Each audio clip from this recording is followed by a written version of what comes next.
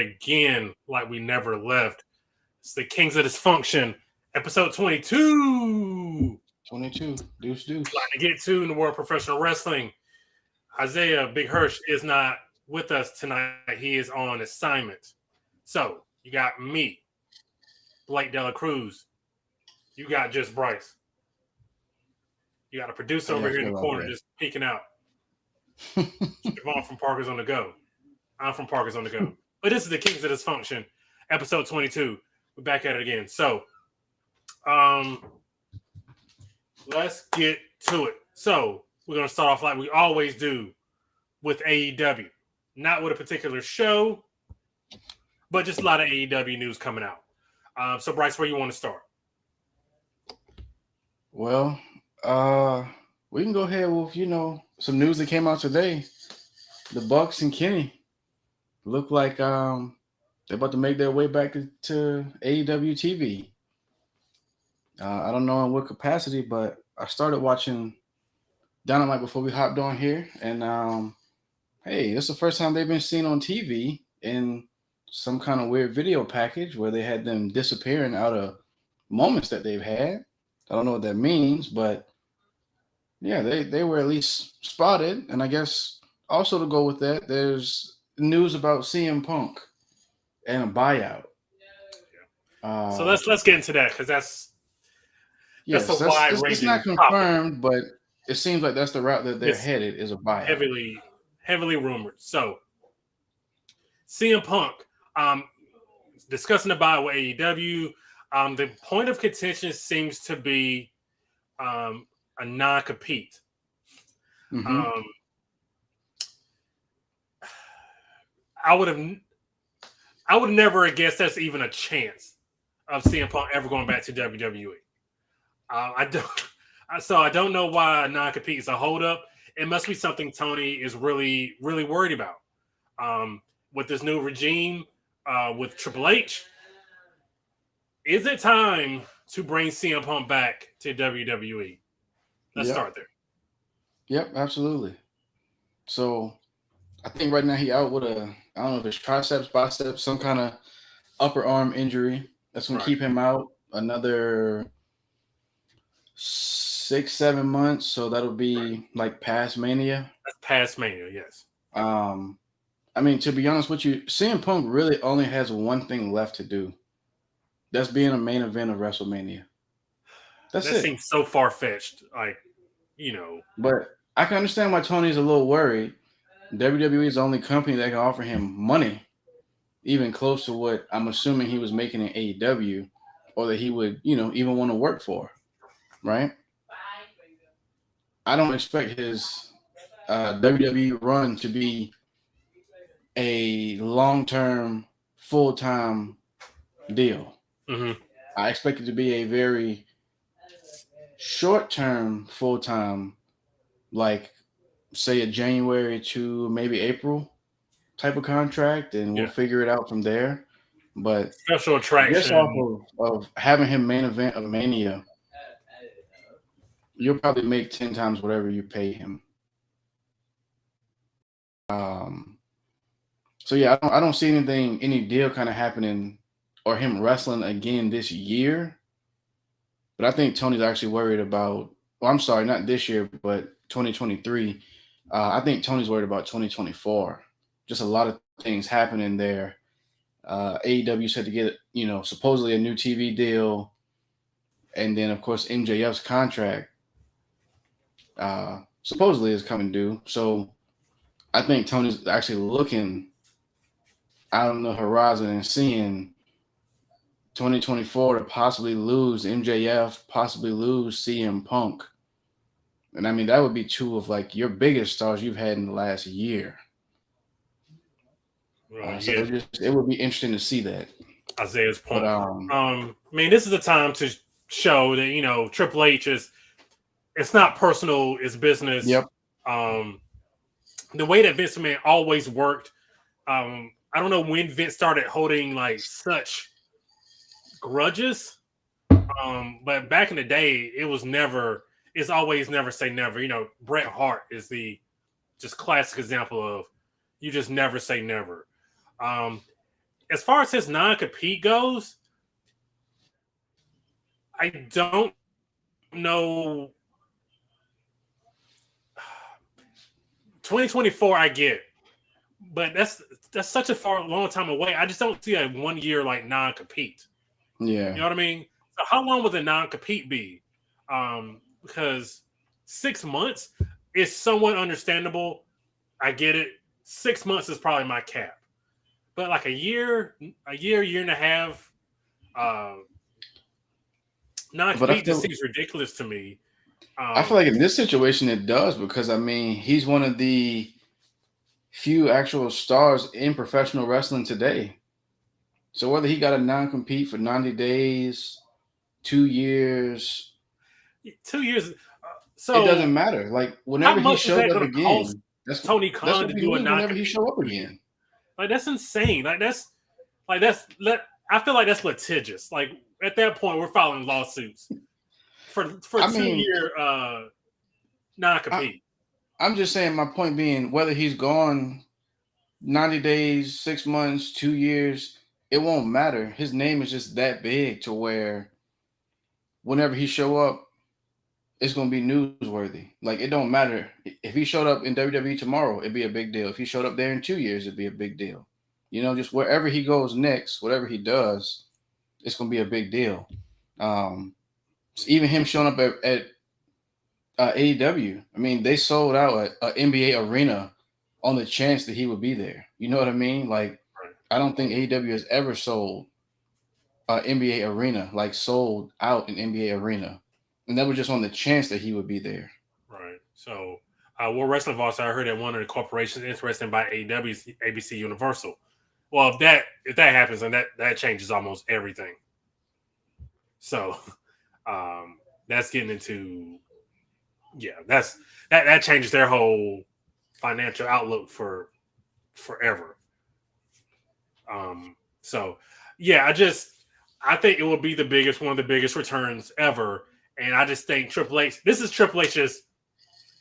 his chance. Like this is it for him. Like I'm not saying he's not making like drastic changes now, but if you can bring in CM Punk after everything that has happened, that is a big win. Yeah, and I think on Triple H's end, I mean, that's also another opportunity for him to really show, we really are like open for business. Like if the fans want it, if it's something that, makes business sense, like I said, something the fans want to see, regardless of what happened in the past, what's been said, if it really is like what's best for business, then like they could work on it and work through whatever issues um, and get him signed. Because I mean, I really feel like on Punk's end, I don't think money is a real motivating factor for him. I really think he wants that WrestleMania main event. And You don't think he's let that go, or you think that was just no, all for talk? no, I would assume if he wants to go to WWE, that would have to be like a starting point along with an apology, just for firing that man on his wedding day, Yeah. calling him a quitter. I mean, he did quit, but that was kind of something he had a grudge about. So I don't know if it'll be a public apology. I'm pretty sure he'll ask for one. It might be, how he comes back into WWE. But I don't know. I feel like if you throw him $3 million, a private apology is good enough. Like I don't. You know what? If you throw me $3 million, you can just apologize to me in private. You ain't got to do it out in the public. But just write me that $3 million check. So where do you think like the perfect? Do you think the perfect place is at a Rumble, like absolutely, the Rumble of 2024. 24? Yep. He just had a WWE birthday. signed CM Punk. They have a main event already. It don't even matter who he's wrestling. Anybody could be the champ. It doesn't matter. That's gonna sell so much because people want it, and it's like Punk will finally get what. I mean, he deserved it 10 years ago. Yeah, because Roman has went after him too in the last like year, So it would be interesting to see that component. Yeah, Who knows if Roman is even around in January 2024? I mean, I hope he won't be champion by that time. But I mean, if he does get the belt back, I mean, that would be a hell of a main event Yeah. to see Roman versus Punk. I mean, that kind of. I actually would assume that would be the main event, whether you have a belt or not, because I mean, that just kind of writes itself. From the Oh yeah, Shield yeah. stuff, That's the stuff with Heyman. I yeah. mean, You could pull whatever all the stuff that Roman has said about Punk. You can go yeah. back to the they just wanted me to make Roman look good. There's just so much there. I would love to see it.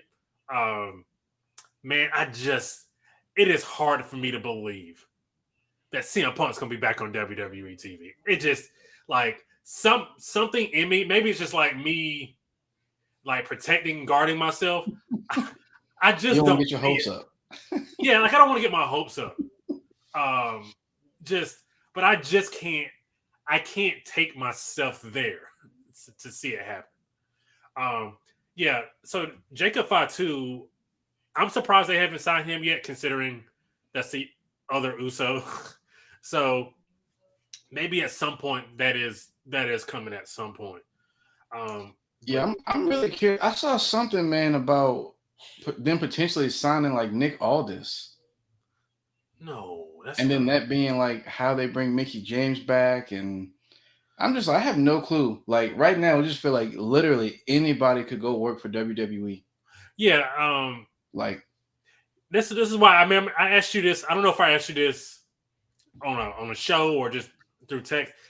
Why would you at this point, if you are a free agent, go to AEW? Other than the fact that you're going to get on TV and you're going to get paid a couple $100,000 to like work once or twice a week. Outside of that, as far as booking goes and presentation goes and management goes, why would you go to AEW? Can you make a case? I mean, you probably could like a year ago this time, but it's just seeing how some people have been used. Hey, we'll take Miro for example, because his wife said something today that the bookers always have their favorite. They don't know why he's not used more, and I mean that's essentially what you're gonna fall victim to wherever you go. But yeah, Everybody always feel like they has a lot more that they have a lot more to offer than sometimes what they get to do on TV, right? So I mean, if Tony has big plans for you, okay, maybe what are you'll you want to go upset there. about? But Like, I'm sorry you're not here the day the week that they discuss a buyout. Like, what do you want us to do? Not talk about it?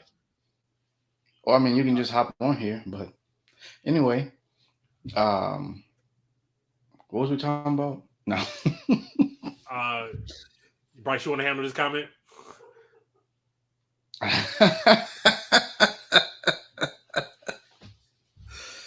Oh, They like Orange Cassidy. Like, I don't really have no comment to that. But yeah. So, but the Miro thing though, it's like, and I heard this somewhere again. I listen to a lot of stuff. It's just they bring you in for the pop, the initial pop, and they don't really care what it is after that. It's the initial pop. We'll give you maybe a week or two on TV, maybe a month, and then at that point, you just kind of fade to the background.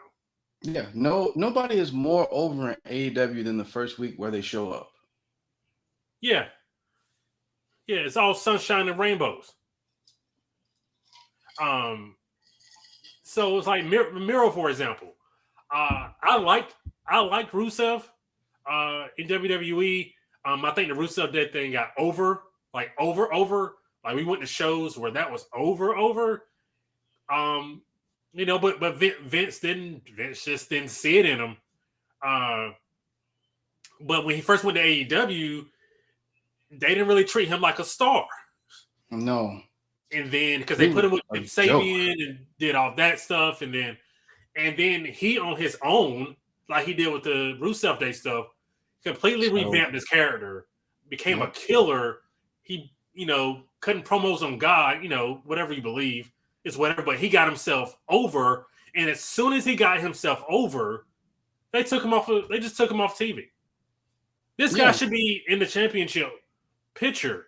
Oh, it's like he got hurt and then he was doing some TV stuff, like some acting stuff. So I mean, I get being off for a while, but like he's been healthy and clear for a while. And like I get you put him in a House of Black, and Malachi has whatever going on with him, and Buddy has whatever going on with him. But I mean, Brody King's still there. You could still do something. Yeah. To like further that storyline, but both of them have just been off TV since All Out, I believe. They haven't done anything. He's not involved in anything. He ain't trying to get no titles. Like, I just have no clue what the end goal, what the plan is for him, because I was under the impression he was misused in WWE, that this guy should be a world champion, and I don't hear anybody saying those things. You know what I mean? That's always the impression. That's always the initial impression, is that they were misused in WWE. Perfect example. The second episode. Jake Hager comes in. People start doing We the People. Chris Jericho says that was a bad idea for bad creative. Super creative. But it was literally the only thing that ever got Jack Swagger over. Yeah, and look at what he's doing now. Right. He wearing a fishing hat, a purple fishing hat. Stop. I don't even think his win-loss record is like that great. It's almost basically like 500. And he just been following Jericho ever since he's been there. They've done nothing with him. Not to mention that someone will likely. Yes, that's another thing. Let's take Darby Allin, who's literally every week trying to kill himself. Whether in the ring or outside the ring. Yeah. That's something they've been showing on TV. TV matches. Some random stunts. Like, back in the day, like Jeff Hardy, for example. Those would be on pay-per-views or title matches. Or just in a big match on Raw when, he going to go away for a while. Yes. He wasn't jumping off the stage and then showing up the next week. Yes. But my point is, like, those spots counted. Like, you still remember those spots to this day. With Darby Allin, he just jumps off of something every week. So it's like, oh, okay, well, this is just the week that Darby Allin jumps off of stuff. Like, it's whatever. We've gotten way off the beaten path here. See. MJF. Yeah, so where's Hobbs been? Hey, where's Starks been? They had that lights out match, and nobody's been seen on TV. It's been like well over a month. Yeah, I remember that Spot More Wrestling vlog. Yeah, that was insane. She couldn't execute falling backwards through a table. She jumped backwards and almost took her head off. Yeah. So I guess just kind of wrap this up because we've kind of gotten off. 2 years from now, is CM Punk? Will have CM Punk have wrestled for WWE in any capacity? I'm only saying yes if they give him a WrestleMania main event. Okay. So that's the only way, like I said, I see him coming back. Because I feel like Punk understands I can put together one run. I don't think they're going to have trouble selling out WrestleMania. No. But put more eyes on it. And then just depending. This would be insane. And that's what I was about to tell you. Like, depending when MJF's contract is up, I mean, you kind of got a main event with two guys right there that could literally come from AEW and go main event night one of a 4-night whatever extravaganza that he said. That's insane. So, it could happen. I mean, that's the times we live in right now. Like, it really could happen. Well, look who's here. It is the fourth member of the KOD Show. The fourth member of the Kings of Dysfunction. It's James, the Milkman Wright, in the building. We appreciate you being here, bro. We miss you. Yes, come back soon. Yes, please. Yeah, I can only imagine. Oh, that'd be in Philly too. That's what I'm saying. Yeah, that'll be the Yeah. Philly Mania. So I'm gonna say no, just because it's wrestling. I don't believe anything that happens in wrestling until I see it. Because like with the Cody thing, apparently it was never a doubt that he was going to WWE. But if you read dirt sheets, like even up until that day, they were saying he wasn't there. Like I remember that day looking on Twitter and like listening to the crowd, they were like, "Yeah, he was here, but he's not here now." So you didn't hear that in the crowd? Nah. Yeah, it was. I was because the guy we sat beside was like, "Yeah, they said Cody left," and I looked on Twitter. They were like, "Yeah, Cody was here, but something happened and he left." So that's why I'm like, I won't believe it until I see it. So I didn't believe that was Cody until I think when the pyro went off. I think I knew at that point because there was a lot of pyro and he loves pyro. So okay. So is there anything from else from James hates Bleacher Report with a passion. He hates Bleacher Report like I hate Spectrum. We all have companies that we hate for various reasons, and I don't blame you for hating Bleacher Report. Yeah, they hey man, well, they're owned by Warner Media, so that's right. That's what I was gonna say. They write up some garbage at times. Hey. All right. So what else from the? Oh, okay. So here's a transition. So tonight on AEW Dynamite, Penta gets a title shot against Jon Moxley. It's coming on right now. Bryce, how does AEW determine their number one contenders? And why is Penta getting a title shot? We used to have a ranking system, and then that just kind of went away because like they won't really choose the number one contenders. And let's see, was there a battle royal? No. FTR lost their number one contenders match today. They do still have those sometimes. Spoiler! You're giving spoilers. Oh, it's okay. I mean, I would hope people have watched it. Not necessarily. I know I don't watch stuff on the day of, so you're giving out spoilers here. So let's try a spoiler-free. Oh, okay. My bad. Discussion. Maybe this is about to be an AEW watch along. But yeah, I don't know. It's just a random. I don't know. Tony Khan just put an announcement on the internet, and there it is. Just what do y'all think in the chat? Somebody let us know. What do you think about AEW having world title matches literally 3 or 4 times a month? Because I see it on the other end, on the other side, and Roman Reigns defends the belt every couple months, like they used to do back in the day, when they used to treat world champions with some dignity and respect. It's like I feel like Tony does it to get people to watch and to come to the shows. Like you can see the world title defended, but bro, if I know like the way he's booking this, that you're doing this like every week, why am I gonna buy a ticket, bro? I can just watch it on TV. Right. Or why am I gonna watch it on TV? Because he's doing this every week. It's insane. Like it's insane. Jon Moxley has defended the belt more times in the last 2 months than Roman's been on TV.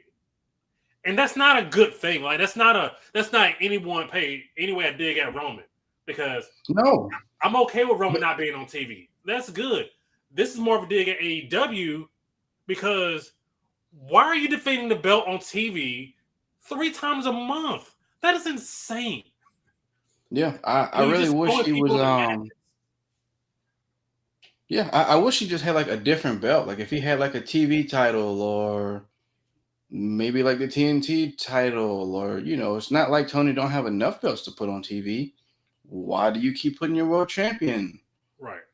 And then the crazy part I thought that's the point of having all these other belts is that how Triple H is doing now with the United States, the Intercontinental, where you can main event a TV show with those titles without putting your world champion on TV.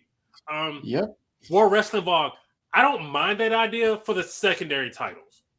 But for the world title, I feel like there should be a little bit more prestige for the world title. What do you think about this comment? I feel like you should be available to defend it every 30 days, but I mean, if you ain't got no challenger, like you just ain't got no challenger. Right. Because I mean, that's been the issue with Roman. His reign in terms of challengers is getting kind of stale, but his work, like just on the microphone, like all that's still entertaining. Like the bloodline stuff is still entertaining, but just in terms of I can't remember. I can't remember ever somebody saying, at least recently. Yeah. Oh man, I wish Roman would defend the titles more. I haven't heard that. Yeah, like it felt weird. Like remember when Brock was champion on a part-time basis, and it's like, oh, he don't ever defend the belt. We hate having a part-time champion. That was never me. That was you. No, know I mean that was never me either. this. But I'm just saying, like when people would say that, and yeah, I have not heard that at all with Roman, because I feel like he show up enough to where like once a month or maybe twice a month, you at least see him and like he'll say something or do something, and cool, people got what they want. Yeah, I mean, but I you get know that. what? Like, You can be a fighting champ without putting the belt on the line. How about you just have matches on TV? right. I mean, is that a lost concept? Yeah, you know what? And I also thought John Moxley's like his number one strength is cutting promos. So why don't you just have him cut a promo every week? If you're gonna have him on the show every week, just have him cut a promo. That's his calling card, right? So just have him do that. Yep. I've grown to appreciate, like, as I've gotten older as a wrestling fan, I've gotten to appreciate world title reigns and defenses and how they're booked. Like, I appreciate that a lot more because I know I say this all the time, bro. You got to pay to see my champion. Absolutely. So I just like you got your world champion. I know this is not a thing now, but you got your world champion losing on indie shows. Your world champion is losing on indie shows. Yeah, I mean, they had to get the belt off of him. I put it this way: he at least lost, and it was something relevant to AEW. Okay, but yeah, losing in independent promotions is not a good look. I mean, losing really in any other promotion. And not to a convicted felon.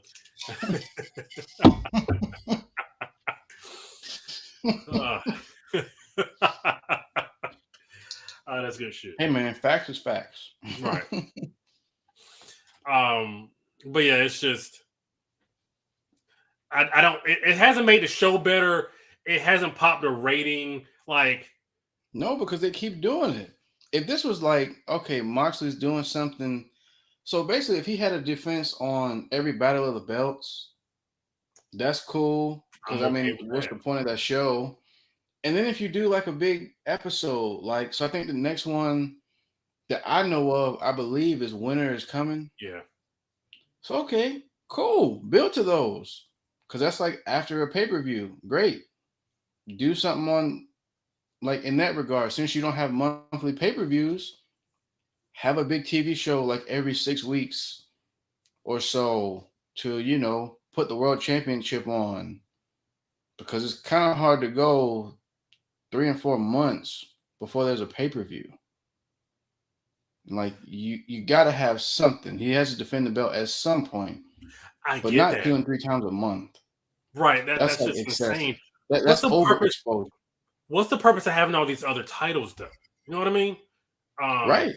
Because it's not like Wardlow doing anything with his belt. He in a right. And I guess that's where I was going to move. Is like, did they just not trust the people? They did not trust the Wardlow to like carry a main event. No, Tony just don't know what he's doing. Like, I mean, again, Wardlow was white hot somehow in May. He beat MJF. Gave the people everything they wanted to see that night. Everybody was like intrigued with that match because everything surrounded MJF. Then Wardlow got the belt. Cool. I think he's only defended the belt like 3 times, maybe 4. And So what is so going on? 3 or 4 months reign. So they're doing what they should be doing with Moxley with Wardlow, like as far as the title defenses. Basically. But I mean, he's not even close to defending the belt. Like he just been in tag team matches with Samoa Joe for like 6 weeks now. So it's almost like he has a tag belt, not a singles belt. So I don't know, man. Like, and they've been running a lot of main events with. This is a completely separate subject. They've been running a lot of main events with Jericho. So it's almost seemed like Jericho's your world champion. Like, that's how they treat Jericho. They treat Jericho. He also been defending that belt too, though. He's been defending that. I want to say probably 3 times since he won it. And that's only been probably, again, 6 weeks ago when he beat Claudio. I think that's a huge problem. They're putting too much Ring of Honor on the show as well.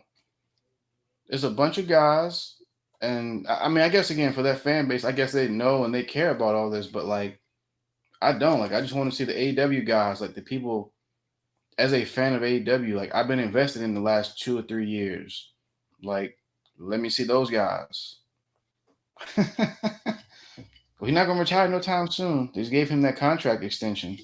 Oh, as long as Tony Khan has a wrestling company, Chris Jericho's going to, not retire. I just want to touch on this too real quick. It's just really funny to me. He like announced that Jericho contract extension, but the interview he did with Ariel Helwani and they asked about contracts. I don't want to talk about that. I can't comment on that. Hey, just funny, how do you feel about Cody being how you feel about Cody being in WWE? I don't want to talk about that. Okay. I don't want to talk about it. I'm not asking you. What? Yeah, just what do you think? Just anything. Are you happy for Cody? I don't want to talk about it. Yeah. I'm not anything. Yeah, just my man really agreed to do an interview and basically not answer any question. And took a piss break. I hope that word's allowed. During the interview. Just I cannot see Tony Khan running a wrestling company in like 5 years. Like, I hope not. He's just going to go from burnout. Is there anything else from AEW? We spent 33 minutes on this. Man, I don't even know. Nah. I feel like we can do a whole episode on just AEW, and if we actually ran down like the card, every match, and look, no. I think we spent enough time on that. So we shall move on. So we will go to SmackDown from last Friday night. Logan Paul's punch. Pretty funny show. Hilarious show, and not in a good way. This is a bad show. This is not a good show. Logan Paul punch was terrible. And the fact that Jey Uso had to sell that like he got hit by Butterbean, it's just ridiculous. Like, I don't mind that last segment of the show. It just how it was executed was just weird. I feel like it got across the point that it was supposed to get across, right? Like Logan Paul's whole thing with Roman is, it's just one lucky shot. Right. Okay, good. But like make the punch look better. Because that was terrible. I think that's my thing. I'm okay with the execution. I didn't like his promo. In fact, I can't remember what he said in it. I just know at the time I didn't like it. I mean, I feel like everything he was saying kind of came off like he was a heel in a way. It's like, everything I've done, like, I've excelled. And like people haven't believed in me. And I'm just like, bro, that's like something a heel would say. Like nobody believed in me, but I No did it. offense. Like At this point, you're a rich white dude. Like how long are we gonna do this? Oh, nobody believes in me stuff. Like yeah, you can't bro, keep you going shouldn't with even have that. this match. Like, how about you talk about that? Talk about how grateful you are to even be in this position. How about try to be a babyface? How about let's not brag about people don't care or people didn't support me, but like I'm successful. No, talk about how grateful you are for the opportunity. And Like, yeah, tell the talk about people, you gonna end talk this about the reign one of lucky terror, punch, right? I just and then tell them, yeah, all I got to do is just get one lucky punch. That's all I need. That's it. But now he gonna sit up here and brag to us, tell us a bunch of stuff we don't care to hear, and we got the just the segment that we got. What did just you with think bad about the mannerisms too. The mannerisms, like it's heel man. It's like Miz kind of mannerisms. exact? That's why I'm saying nothing about this guy comes across as as a babyface. It's almost like they're giving him in ring training, but he skipped promo class. He didn't sit on the Dusty Rhodes learning tree, man. Yeah, Absolutely millennial. Uh, just I didn't mind. I didn't like the promo. I didn't like. I liked the post match. I was okay with that.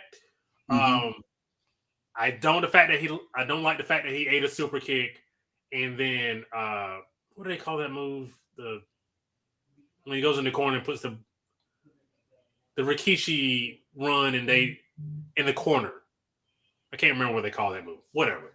Um, is when he runs to the corner and they just turn around and put their butt in his face. Oh, the stink face. Yeah, it's like a running stink face. Let's just use the running Okay, yeah. stink face. I don't like the fact he ate one of those and he ate a super kick. And then like maybe 2 minutes later, he was up, able to move, and threw just the worst punch. Like I just the worst punch. Like, and the fact that Jey Uso had to, I don't know whose fault it was as to why it didn't look good, but it didn't Yeah. look good. So I know we will preview Crown Jewel next week. How long should that match go? Probably 15 minutes. You think that match should go 15 minutes or it just will? No, I think it should go 15 minutes.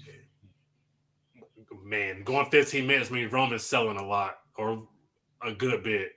No, I don't think it's about Roman selling a lot. I think this will give which Paul Bridge? Logan Paul. Let him sell this match. Let Roman just be slow, be methodical, work at his pace, work his match, kind of overestimate him, or I'm sorry, underestimate him a little bit, to where like you kind of using moves that have never won a match, but you act like you're gonna beat him with those moves. Then kind of like slowly, get frustrated with it, and then just finish him. Like that's it. Let there be an opportunity for Logan Paul to get that one punch. And that's So, it. like kind of like that Cena Brock match from SummerSlam. I mean, I'm not saying just dominate the whole thing, but Well, because Cena got an AA in. I think maybe yeah. like halfway.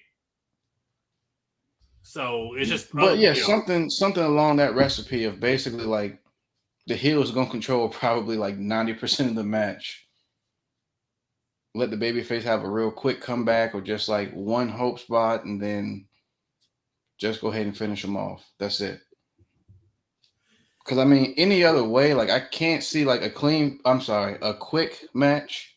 I don't see how that really helps either person. Well, And then definitely who Logan cares about Paul winning. protecting Logan Paul? You think a clean match would protect Logan Paul? Not a squash match. I mean, I don't care. I don't care about protecting Logan Paul. So that's what I'm saying. Go in there and just hit him with a spear. And just get it over with. Let's go home. You remember? And I don't know. man, You people remember the paid a lot of Brock? money for that show. Give them Ricochet something match decent. from Saudi Arabia, where the match was like 2 minutes. I'm okay with that. Why do I care man, they about need to give protecting them. Logan Paul? No, bro, they need to put on a halfway decent show, man. I don't know. But we'll talk about this more next week. So for 9 people in here, we appreciate y'all. Hit that like button if you haven't already, and come back next week because we're going to discuss Crown Jewel at that point. So moving on, Sami Zayn, perfect as usual. Phenomenal. As usual. I think at some point in that match too, where he just like tormented Sheamus, he made Solo laugh. I always appreciate those moments. He's been doing that to all of them lately, just having them break character. So shout out to Sammy. Jimmy Uso's low key also funny in all this too. Yeah, because he's just cool with everybody. Yeah. Like he just chill. You got like, Hothead Jay. Sammy is like an irritant, but like in a funny way. And then Jimmy just cool. Like he just sit back. He don't really say much. Just try to be cool with everybody. Yeah. And then Solo, my man, just be intimidating. Just sit there and look mean, act tough. Did you see what happened in my match? Nah. Huh? No, going up for last week. Did you see what happened in my match? Nah, I didn't. I was. So speaking of Solo, he beat Sheamus. Just kind of one of those finishes. It was a good match, though. It was a good match, hard-hitting match. Sheamus is. I've come to respect Sheamus. Back in the day, I thought he was just like kind of like an Irish John Cena.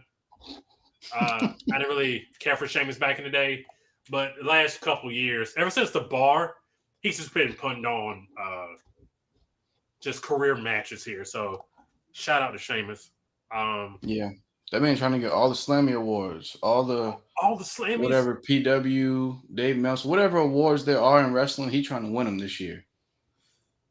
And he should be. Sheamus is probably maybe a top 10 to 15 wrestler of the year, just in the industry. I feel like he got to be at least like a top 10 just this year, like from what he put on. Yeah, because I mean he didn't put on some classics this year, like in a row. He didn't strung together a great series of probably the last 3 to 4 months worth of matches. Yeah. All right. So kind of moving on. Liv Morgan, Sonya Deville. Liv gets extreme. Still, even after the pay-per-view is over. That's just gonna be her thing. I'm guessing so, man. Does anybody want to venture a guess why they're doing this? Like, are they trying to give Liv more of an edge? Like, that nobody asked for her to have? Like, yeah. I mean, I feel like her character was perfectly fine where she was. But it's like, what is all this building to? Because, I mean, is she going to fight Ronda again? Probably not. I hope not. She didn't lose to Ronda for a lack of edge. You know what I mean? She didn't lose to Ronda for a lack of extreme. Ronda was just better. So it's like, I don't see why they're doing that. I don't know what they're doing with Liv. My biggest L of the years defending Liv Morgan. But we're not going to go through that because I bring that up way too much.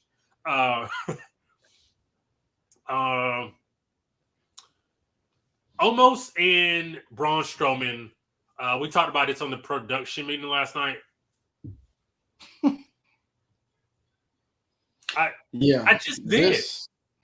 Bro, I literally just did that.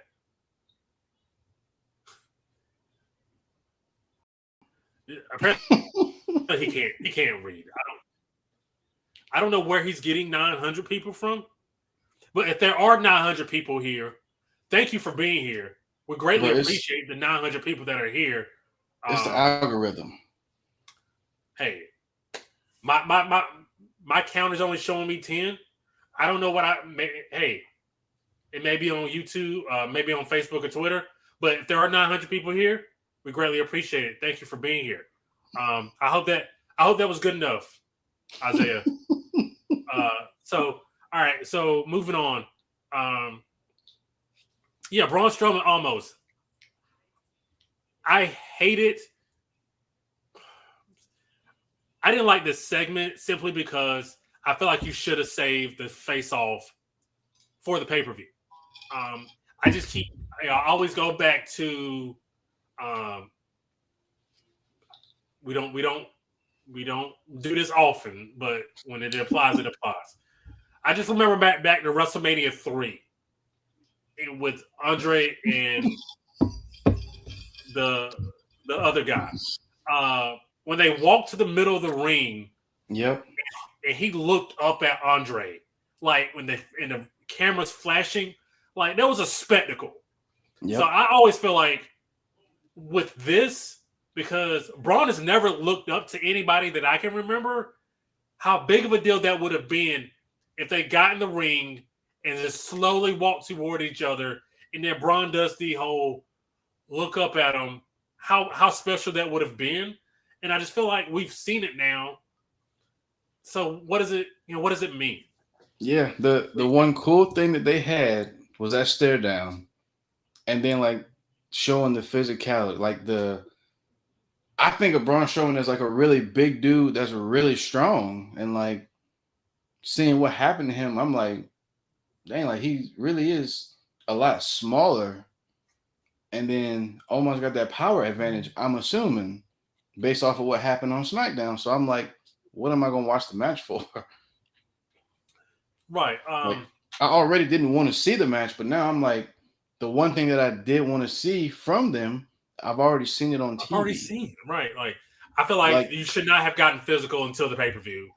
I think when you got like two more episodes of something, like two SmackDowns and one more Raw, and like I thought what they did with MVP, that was good. You got him an MVP, you cut the promo, that's it. Leave it alone. Right. Omos had his 4-on-1 match on Monday. Give Strowman something comparable on SmackDown, and then just have a promo the next Raw and SmackDown, and that's it. Right. It seems very basic, but it's a wrestling. There's a reason why wrestling's been around for it works. Less is more. Right. I didn't particularly like that, especially when the match is not going to be good. You know what I mean? So exactly. At least I already was not interested in the match, and like I said, the one thing that they had going was that stare down, and now we've seen it. So why am I going to stick around and try to watch that match? Like I think it's different from like Lashley and Brock, where at least the match is going to be good. Like that'll be like a lot of power stuff. And you want to see you just want to see them throw down. Yes. I don't really care about Omos and Braun throwing down. I really don't care. All this is going to do is my assumption the match ends in some type of spectacle where Braun either power bombs him or power slams him. So it's like, you already know the match ending. Why do I care? Is somebody going to go through the barricade of Saudi Arabia? Bro, please. We can answer that next week. Yes. So again, for the 900 people that are in here, please come back and watch us next week where we're going to do a full preview of Crown Jewel, go by match.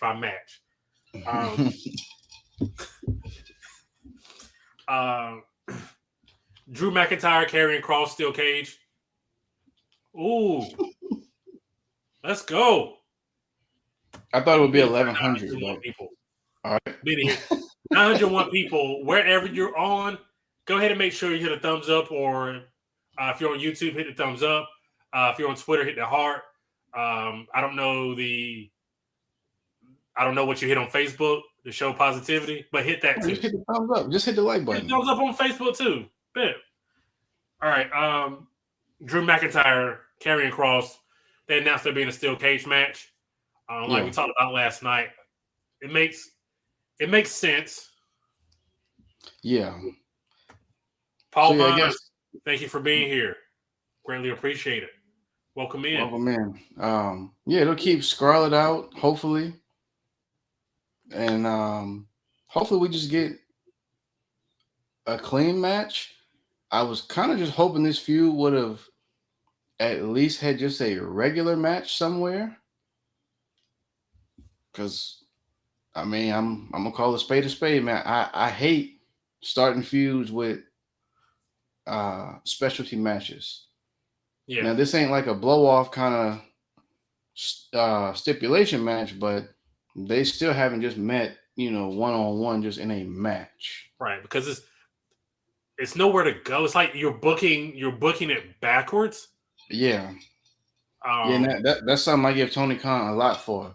So I'm gonna keep that same energy for Triple H on this one. Let me at least get a clean, just a straight up match, and then let's go to some stipulations because right. I don't know why they had the strap.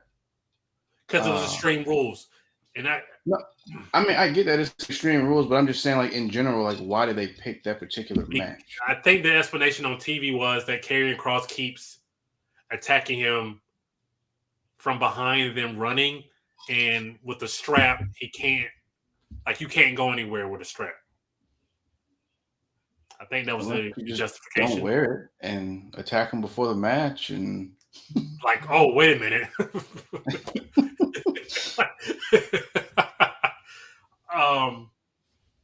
But yeah, that should be a good match though. Like the show itself is actually shaping up to be a decent show. Yeah. Normally it's like a glorified house show. This is actually looking kind of legit. And just to kind of pause from like SmackDown for a second. So there was also talk of them going away from, because a lot of these feuds are really weird right now because there was a Extreme Rules pay-per-view last month. So it looks like they're going away. They want to get away from gimmick pay-per-views. I know you've been an advocate for this for a while. So you want to speak on that right quick? Yeah, that's probably the best thing they can do visually so that, you can just have these random stipulation matches and it's not just thrown together for the sake of like a pay-per-view name. Like Hell in a Cell has kind of lost its luster because they haven't put any Hell in a Cell matches on that need Hell in a Cell. It's very few. It's like one out of every five would be like, okay. The Cody Rollins, that was perfect for Hell in a Cell. That was a trilogy. Like that was a third match. Cool. Got no problem with it. Jay and Roman made sense. Yeah. That was cool. It just kind of worked out that was the pay-per-view and it kind of fit for how they presented the match. Like it looked good. But like most of the actual feuds or matches they put on, like it's not. A couple years they had Randy Orton and Jeff Hardy. Yeah, like, bro, why? Yeah. So yeah, I can't wait because it hamstrings you. As far as like, I feel like the Saudi show would be so much better if it wasn't or just moving forward if the Extreme Rules wasn't last month. Like we'll talk about this when we get to Raw, but like Bianca Bailey, I feel like that feud has been hampered because there was a ladder match to begin with. This Karrion Kross Drew McIntyre hampered because that was a strap match. It was a strap match. So and that's what I'm saying. Like you're starting, or not necessarily starting, but like the first match in like these feuds are stipulation matches. So like, where are you supposed to go from there? Right. Yeah. So hopefully next year we don't have any gimmick pay-per-views. Just go back to like Vengeance or like Rhymes Fully Loaded. No Way Fully Out. Loaded. Yeah, that's a cool one. Unforgiven. Like just go back to that. Yeah. I think for real, they can even do it with Night of Champions. Yeah, it's or just Clash of Champions, whatever they call it. Yeah. That to me could just be like a special episode of Raw or something. Like you don't need to have that as a pay-per-view because that's pretty much every pay-per-view. Right. I think every week we just go just name a random 2000s late 90s pay-per-view. If Fully Loaded was a good one. Ronda Rousey's promo bro.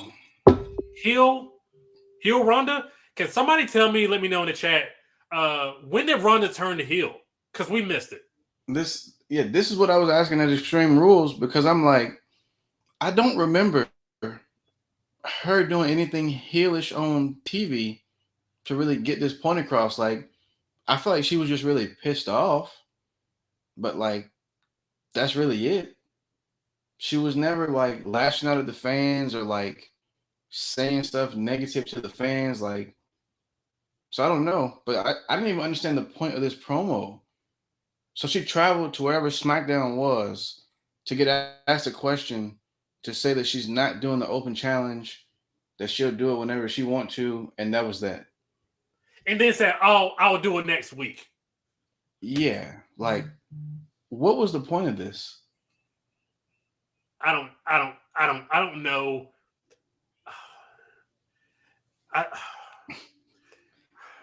I don't know, like what exactly is the end goal with Ronda? Like, I just don't understand why would you put the belt on her? It can't be a babyface Charlotte. It can't be. It just cannot be a babyface Charlotte. Yeah, I don't think her going away is gonna make the people love her. I mean, to be honest with you, I kind of forgot that she was gone for a while But you know how because I've seen sometimes so many other people. it's like once every 18 months or so, they'll try this Charlotte as a babyface thing. And then because she's so much bigger than everybody else, and she's, she has a kind of a certain personality similar to Ronda's, it doesn't work. So it cannot be a Charlotte babyface coming back. It just, Yeah, I I just can't. I hope not. see how that works. Like Yeah, but I also don't see baby faces on SmackDown that are credible enough to go after Ronda.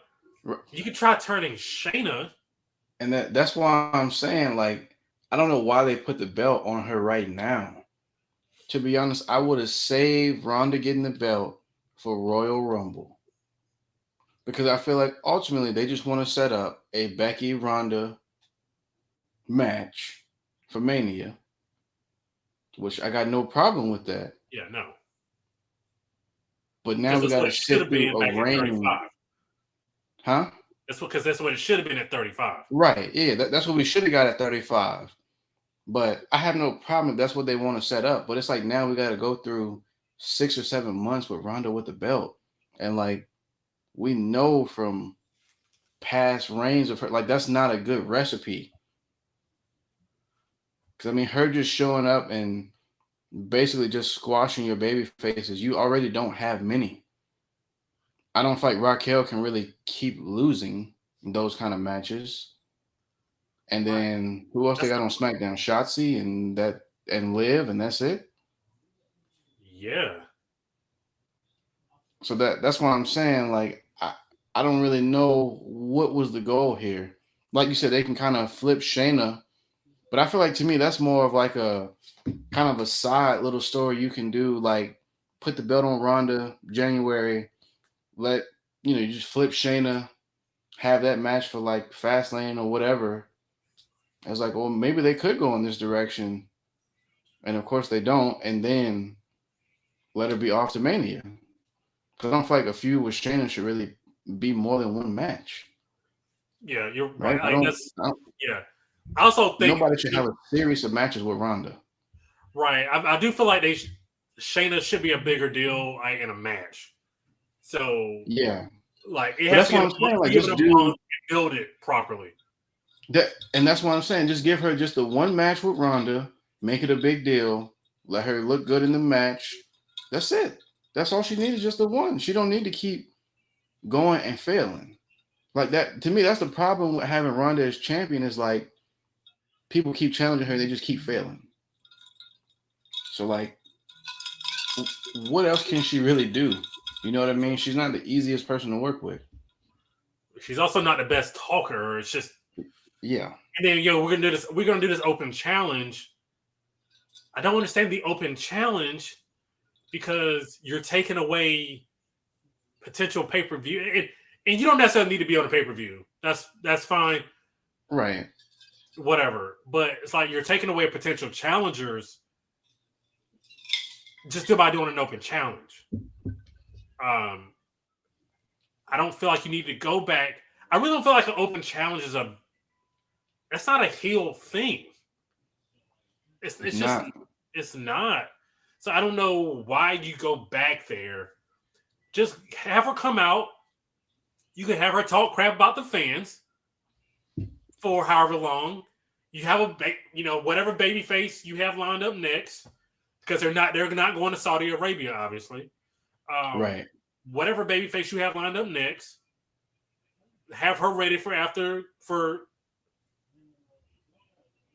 Actually, you don't need to have Ronda defend the belt for 2 months, really. That's what I was about to say. There's no pay-per-view in December. She's not going to defend it at Survivor Series. Right. So because they can just do the Raw versus SmackDown thing at Survivor Series. So she really don't have to. So you got time to build up a challenger somewhere. So you don't have to go to this open challenge. So I don't know. I don't know what she's doing on TV this Friday. Yeah. That's why, like I said, I really thought, man, that Extreme Rules match, if it was a match that Liv should beat Ronda in, a match where you can use furniture and it's legal, you can do something to her and just keep her off for a while, you know? Bro, it's always like, Lilo, what's going on? Hey, welcome in. Yeah, Swerve is smooth. Yeah. It was a great match. I hate that he I hate they let him go. But yeah, I'm starting to feel like whoever feuds with Ronda does not come out good on the like nobody comes out good on the other side of it. So I don't know. They haven't done much with Ronda since. They haven't done much with Liv since. So I don't know. So that's kind of, I think the last thing on SmackDown is the Bray Wyatt promo. It's like, here we go again. We're talking in a certain way that kind of doesn't make any sense. I'll let you go. To be honest, I don't really have a lot. Bray just cut another mysterious promo, said a bunch of stuff. It sounds cool, like his delivery. It sounds fire. That's cool. And then later in the show, we had another video kind of interruption thing with another QR code. So I'm guessing Bray's build would just be like a really slow build. Do you think he's going to wrestle before the year is over? No, I don't think he should. Yeah, I was just about to say, like, I feel like for how slow this is going, I don't think Bray really need to wrestle. Like, I really feel like he can be a full-time wrestler who wrestles a part-time schedule. Just let him talk for like 8 to 12 weeks and get me excited. Right. And then just go have a match. Yeah, we talked about this, a couple weeks ago. Yeah. At the end of the day, this is a wrestling company. Yeah, you got to wrestle. They're settled in a wrestling ring. Yeah. So all this has to come to a wrestling ring at some point. And I'm not saying I'm mad. I don't see the vision here. I don't see where. I don't know who he wrestled. Like I don't know at WrestleMania. What's the Bray Wyatt match? Like what's the match? Is it him versus like himself? Because then that's kind of hokey. Like then we're getting back to him being hokey. What do you think?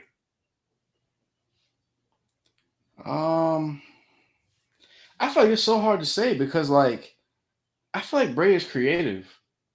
Would Bray only have cinematic matches? Like I feel like that was a cool thing we discovered in the pandemic, right?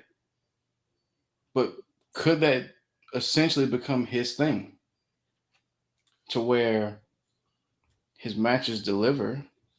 He can cut all the promos in the world, but he don't actually have to really wrestle. Yeah, But then like how for many of instance, those can we sit through? facts.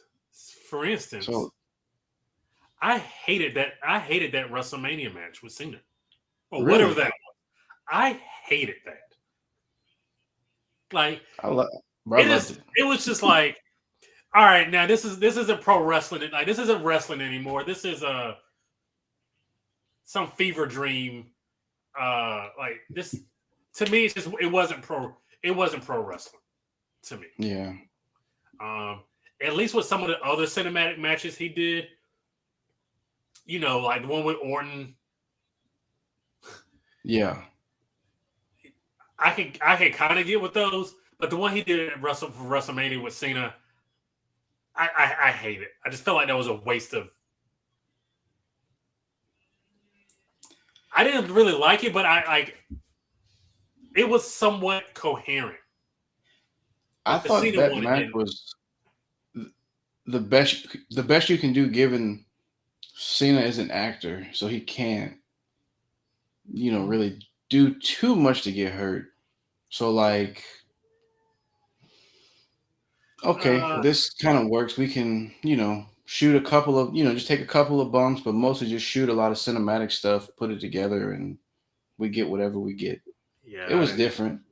So like you said, it's just like it's just like Matt Hardy from TNA. Do we do Yeah. that That, or that's what I'm saying. Like, is that something that we just get from him? That way it's different. He still wrestles, but like, I don't know.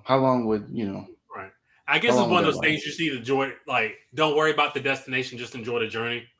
I have a hard Yeah. time doing that, but I think it's one of those situations where that's probably the just enjoy the journey and not the destination. Um, Yep. all right, so we're gonna end with Raw. Um, Ended the show with Nikki Cross. That was a decision. What are your thoughts about that decision?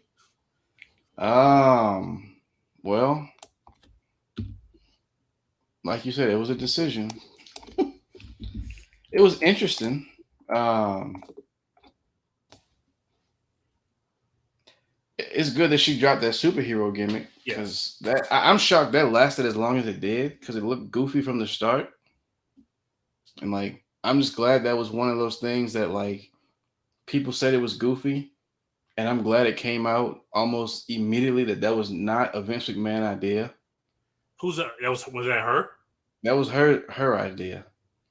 So I'm glad that came out because I just can't imagine Vince suggesting something like that. I know he's had crazy ideas, but like a superhero, no, like it just the whole outfit, all of it just looks so goofy. Yeah, just So I'm be glad more she went like when back people ask for to like creative control. Like be careful. Like yeah. just just be careful when you want your favorites to have creative control. Just Be careful what you ask for at be careful what times. you ask for. But go ahead. Sorry. Oh no, you're good. I'm just happy just to have her back, to have Nikki Cross back. Right. But yeah, I didn't really think too much of it. I just kind of wonder what is the future of her, being that she was involved in the main event. Is she gonna be a face or a heel or? Tweener. So yeah, I just kind of wonder, what her future is, how they plan to use her. Right. Um, I just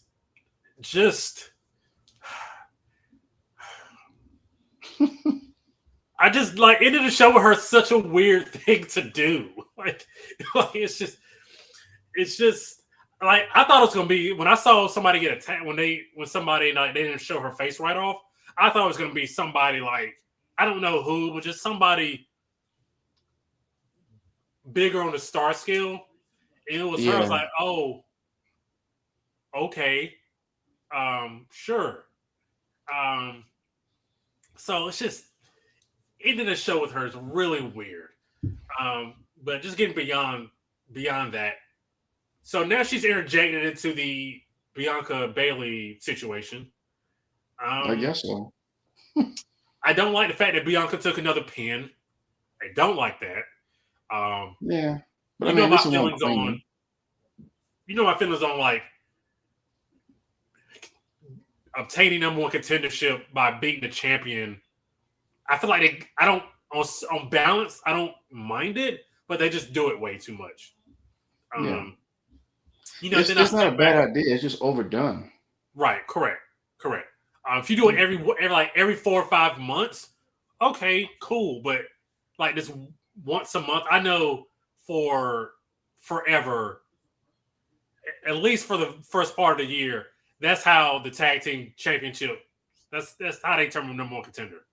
The Usos Yep. just lost, so I hope they get away from that. So, but then I thought about it today. It's like maybe she's just putting there so she can eat a pin where they can protect Bianca. So I guess I'm okay with it, but I'm not a fan of it. just another feud that's been booked backwards because of the stipulations. Anything else to say about that whole situation? No, just time gonna tell. Yeah. Johnny Gargano Was all over Raw. was all over Raw. Too much. He's we talked about this last night. It is. I feel like this is what Vince would have had him doing. Yeah. So he's good at this stuff, but I feel like since he just got there, we probably should not have just went this far in with it. Just with the whistle and just the coming back out, doing the Dexter Loomis thing at ringside. That's I didn't understand, bro. My man was in the ring. They said, okay, we're gonna make a match. And then he just leaves. Like he don't go do commentary. He don't stay at ringside. No, I'm gonna go run in the back, put on a hoodie, go find me some gloves, run to the other side of the building, and then come out in the crowd. Like, why? To then also have him be involved in more backstage segments and to actually wrestle a match. No, that's right. It's just that's somebody else that could use TV time. Like that mid segment would have been perfectly fine with just him and Truth. Like how Gargano said, "Nope, go out there and tell the people the truth." Okay, cool. And then let Miz say, "I don't know what truth you want me to tell." And then hey, have Truth come out, do exactly what they did, have the match, and that's it. You don't. Gargano had no reason to go out to the ring, leave, and come back to then be in a backstage to have a match, to have another backstage. Like, why was he on TV so much Monday? Yeah, I think if I find time, I'm gonna go back and count the segments that he was in. It was at least 4, maybe 5. Oh no, it was more. It was like he had 4 backstage segments alone, Right, I believe. First Miz segment. Because he had, when he told him he needed to go to the ring, then Gargano went to the ring and came out at the finish of the match. 3. Then he had the backstage, I believe, with JBL. 4. To then set up the match that he had. 5.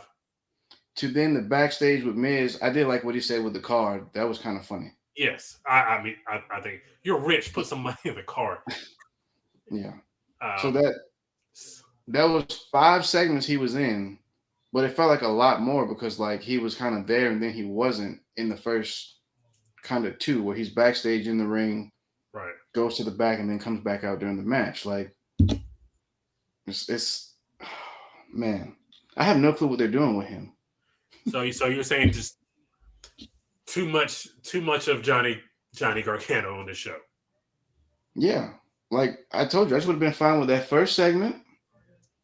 Like go to the backstage, tell them, and then just see Miz like after his match or something to then bump into JBL to set that up, have the match, and then you can just kind of have like Miz maybe return the favor, like to welcome him, to the back after his match. I just thought just having him in that in the ring promo segment with Miz and Truth was just it just made him look goofy. Yeah. Like the crazy part is he had great insults in that JBL segment. He called him MC Hammer Pants. Yes. Because JBL had like the worst suit, but then pants was like a 2004 NBA All-Star suit. Yeah. And then what he said about Baron Corbin, like, bro, you had so many names. They call you what? Boring? I mean, like that was a great line. Oh, is your name up?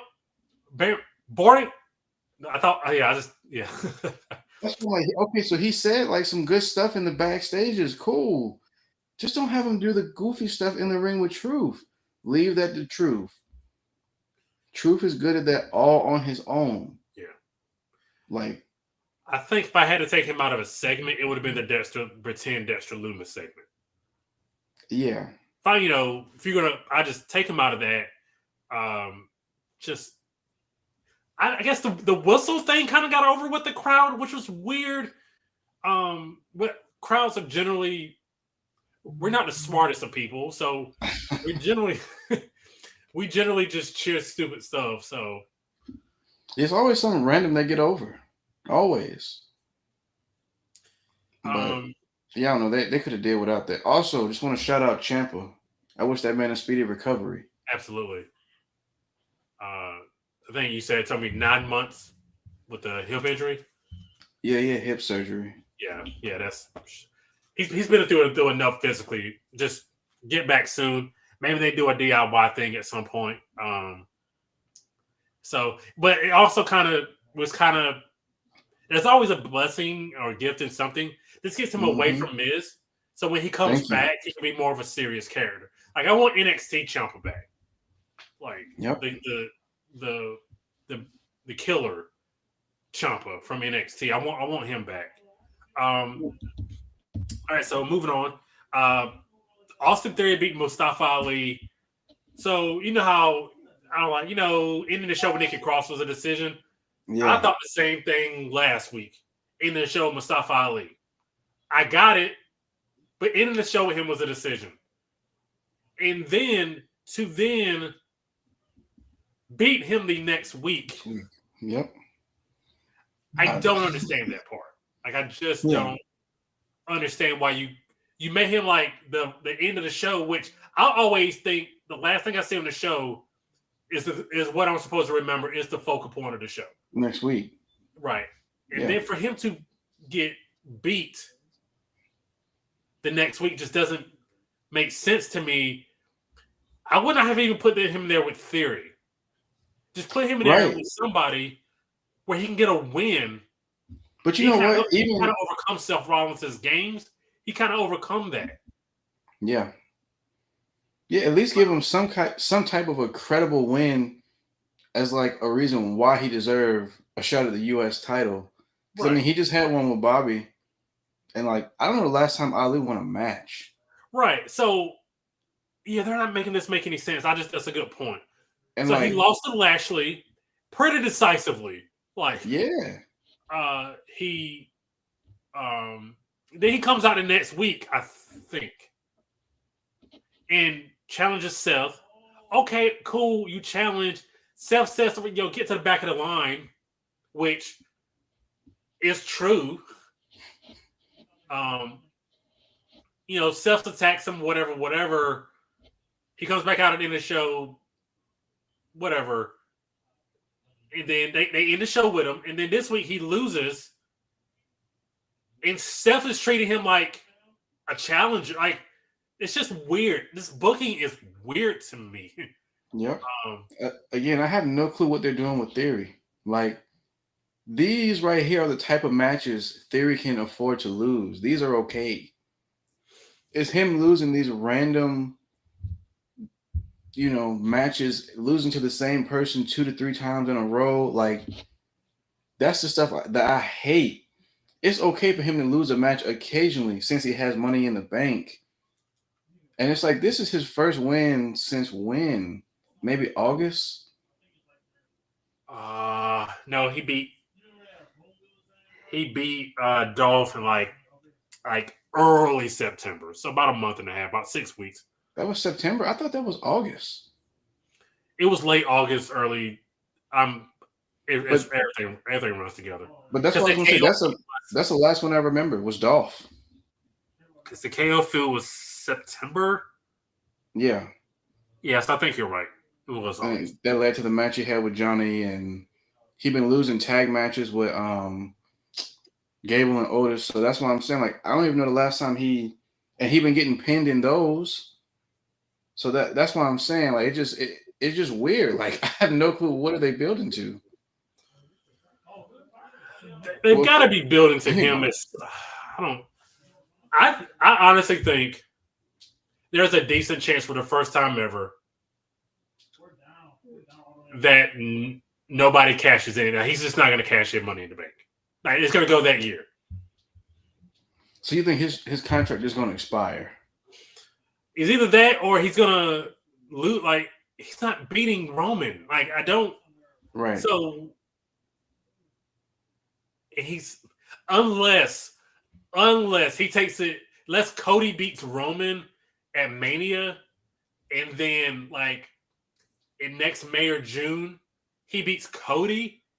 Outside of that, him cashing in on anyone doesn't make any sense. So I don't know.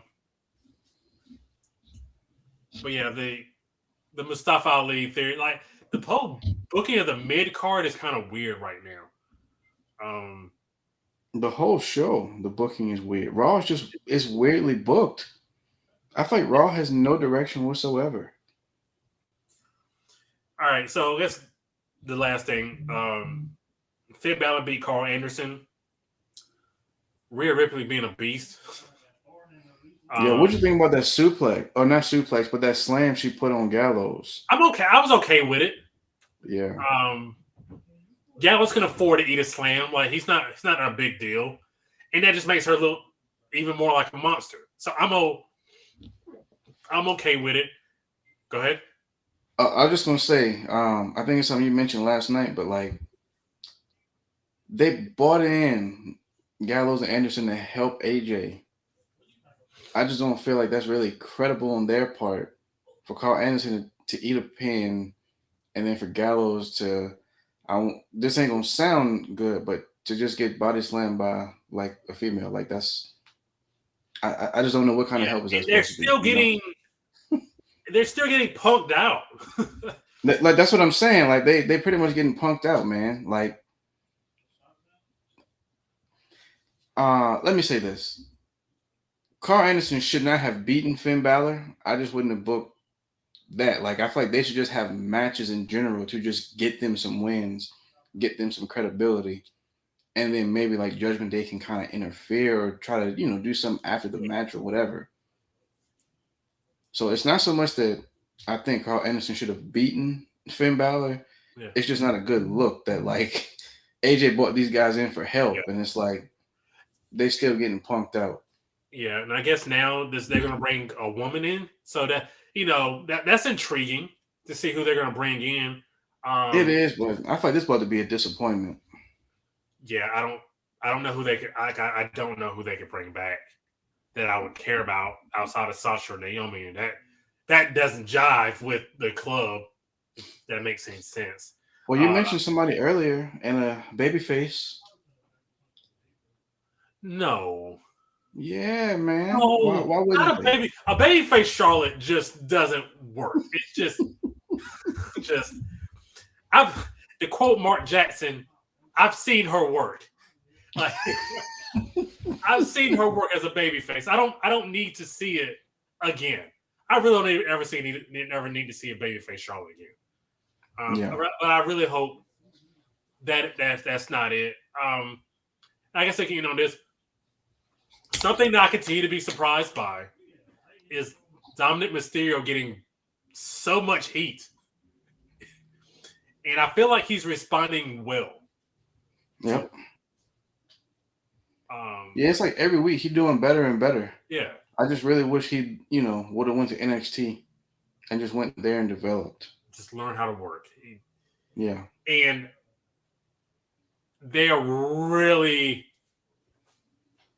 they are really bringing up Eddie Guerrero way too much. Yeah, I feel like in regards to Dominic, bro, just save that for like heels to say that to him. You know, now that he's a heel, like, bro, don't mention it. Just leave it alone. I Like, feel and like I I've know heard they're it doing so it to get much. heat, but they don't need to do that to get heat. No, I'm just saying, like, let them like kind of clown him. You know what I mean? Or You just know, as a heel, I just use it to know, get but heat. what I'm saying is, like, they're saying they're bringing up Eddie Guerrero to get heat, and they don't need Yeah, to do that. Like, they don't need to go there.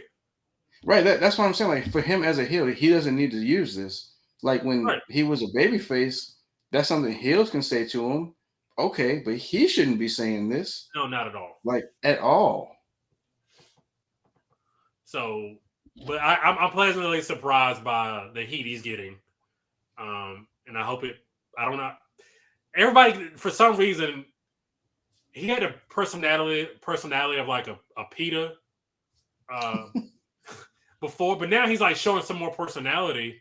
And I think Hmm. anytime you just turn people heel, it just brings out their personality. I feel like that, but also like how he's portrayed as well. Yeah, So it's not only are we seeing like more personality from just him, but like his actual character. That he's essentially going from a boy to a man. Oh man, I wish this was not family friendly, but being led around. yeah, Uh, I'm trying to think how I want to say this. Just being led around by Rhea Ripley. I'm gonna just leave it at yeah, that. yeah. It's probably safe. That's the safe play. But yeah, that has been the week of professional wrestling. Anything else you want to bring up? We got 3 minutes left. Um, hey, I just want to remind the people out there, just keep watching what y'all like, support what y'all want to support. Please support your local wrestlers. Me and Hirsch went to a local independent show, American Lucha Wrestling, this past weekend. That's probably the most fun I have ever had uh, at a wrestling show.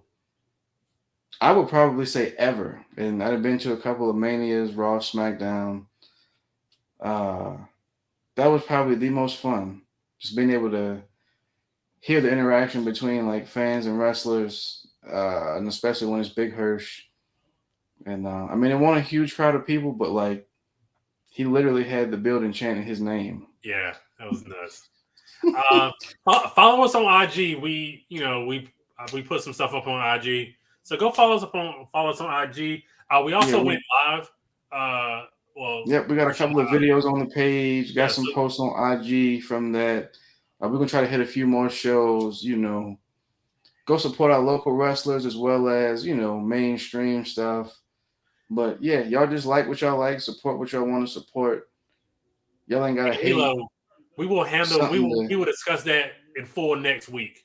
Yeah, we Ava definitely Rain. want to talk about that. We will talk about that next week. So what y'all got to do then? If you want to hear us talk about Ava Rain, y'all know who she is. Dwayne's daughter. So if you want to hear our opinions about that and how she did in her debut, come on back next week. So next week, we discuss and go over the match card for Crown Jewel, which comes up on November 5th. So we go over that in detail. We will also talk about next week's SmackDown, which Tribal Chief is back this Friday. Brock is on Raw next Monday. So we got a whole lot of stuff to talk about next week. And we will appreciate if everybody can share, subscribe, share, comment, hit the like button, follow us on IG, KOD Show, Twitter, Facebook, everything. Yep. I think Hirsch will be back next week. But again, come back next week to find out if Big Hirsch makes his triumphant return to the KOD Show. So, in honor of Hirsch, I'm just going to play the music. Everybody have That's a good right. night. Go ahead. For Hirsch, hit the music.